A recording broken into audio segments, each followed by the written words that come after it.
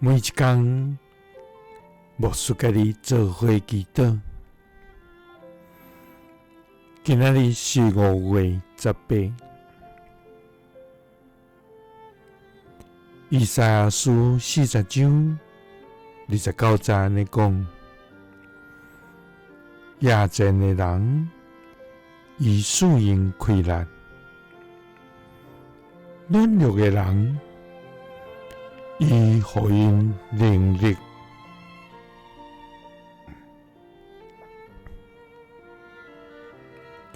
三個來祈禱，在阮夜靜甲軟弱的時，賜阮開力甲能力的天父，阮感謝你，主啊！你是全能的真活上帝，你是享受豐盛的活命主宰。主啊，你的權能遍滿佇全地，你的信實充滿佇地上，你的公義充滿佇通世間，你的慈愛永遠直直。主啊，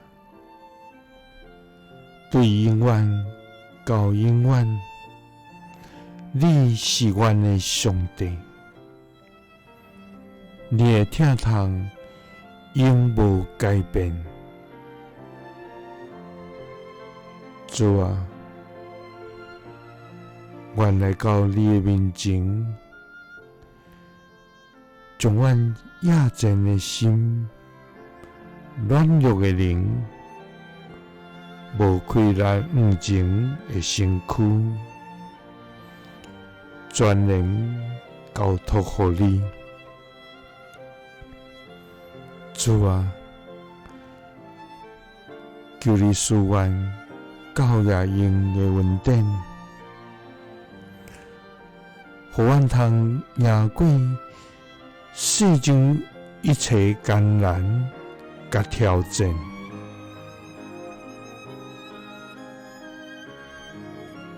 主啊，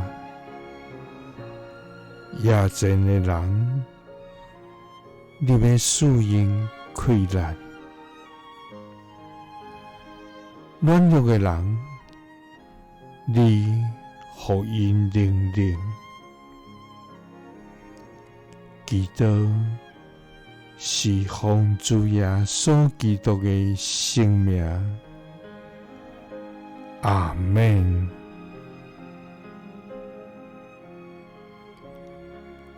耶穌聽你，賜你平安。